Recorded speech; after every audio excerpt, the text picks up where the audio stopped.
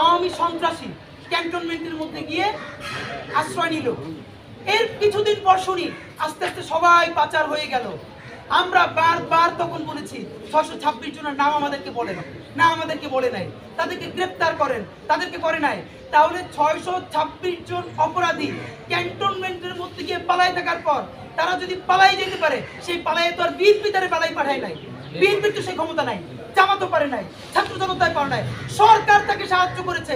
আরো স্পষ্ট করে বলতে চাই, তারা যদি ক্যান্টনমেন্টের মধ্যে থাকে তাহলে আর্মি তাদেরকে সাহায্য করেছে। তাহলে সেটা আপনাদের বলতে লজ্জা কোথায়? আপনারা তাদেরকে প্রকাশ করছেন না কেন? আপনারাই তাদেরকে পালিয়ে যেতে বাধ্য করেছেন।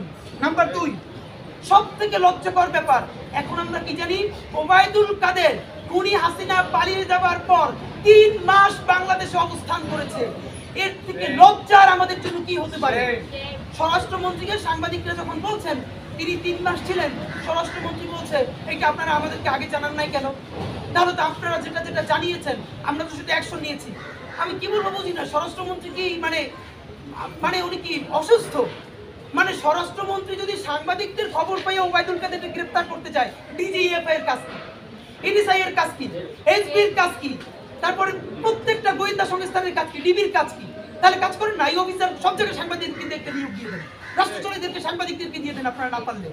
আবার হাসতেছেন, আপনি বলতেছেন আপনার তো লজ্জা হওয়া উচিত, সাংবাদিককে গিয়ে গ্রেফতার করবে। তো ওবায়দুল কাদের যদি 3 মাসে থাকতে পারে, 626 জনকে যদি পুনর্বাসন দিয়ে দিতে পারেন, সরকারের তো লজ্জা হওয়া উচিত যখন তারা বিএনপির বিরুদ্ধে পুনর্বাসনের অভিযোগ তোলে, জামাতের বিরুদ্ধে অভিযোগ তোলে। আপনি যদি সকল খুনিদের পার করে দিতে পারেন, তাহলে বিএনপি এবং জামাত অন্যান্য রাজনৈতিক দল তার প্রয়োজনে কেন পুনর্বাসন করতে পারবে না?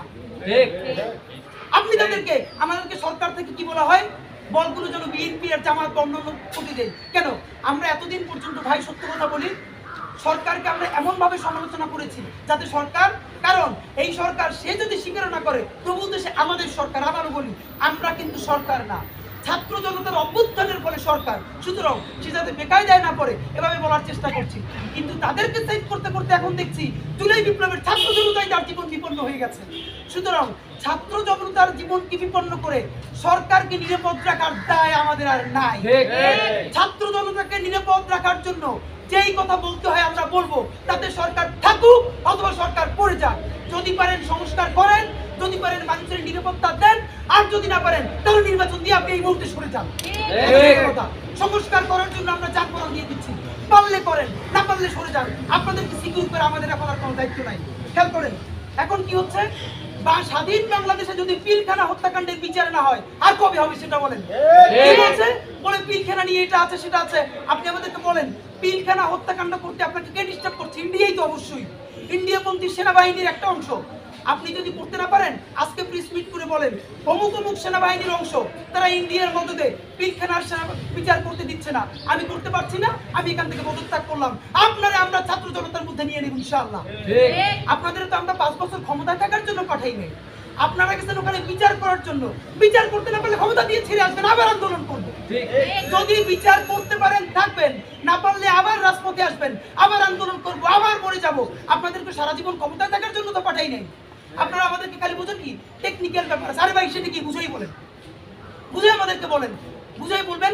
আমাদেরকে এখন বলছে কি আমলাতন্ত্র কাজ করছে না, পুলিশ প্রশাসন কাজ করছে না। ভাই তাহলে আমি বলতে চাই স্বরাষ্ট্রমন্ত্রী, আইনমন্ত্রী, আপনাদের কাজ কি? আইনমন্ত্রী আপনি আজকে প্রেস মিট করেন, স্বরাষ্ট্রমন্ত্রী প্রেস মিট করেন, প্রেস মিট করে বলেন আমার স্বরাষ্ট্র মন্ত্রণালয়ে, আমার আইন মন্ত্রণালয়ে অমুক অমুক সচিব, অতিরিক্ত সচিব, যুগ্ম সচিব, ওই ডিসি আমার কথা শুনে না, এখন আমার কথা না শুনলে আমি পদত্যাগ করবো, শেষ।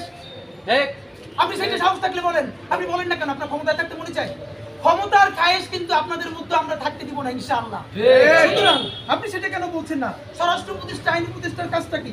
এবার আমি আপনাদেরকে স্পষ্ট বলতে চাই, যেটা কোনোদিন বলি নাই, আমাদের ছাত্র উপদেষ্টাদের দায়িত্ব। আমাদের ছাত্র উপদেষ্টারা কিন্তু আবারও বলি পুরো ক্ষমতার পুরো কাঠামোর মধ্যে নাই।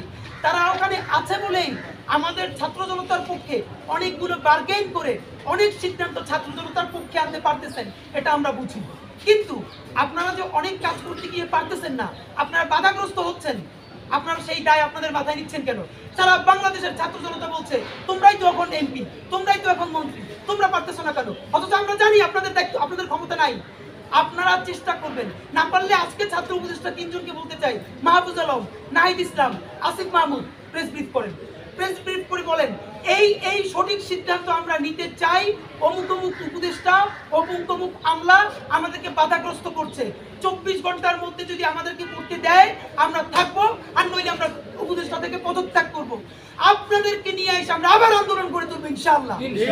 কিন্তু আপনারা যেই কাজ করতে পারেন না সেই দায় আপনারা নেবেন কেন? আপনারা বলতে আপনাদের কারণে দায় আমাদের উপরে আসে, ছাত্র জনতার উপরে আসে।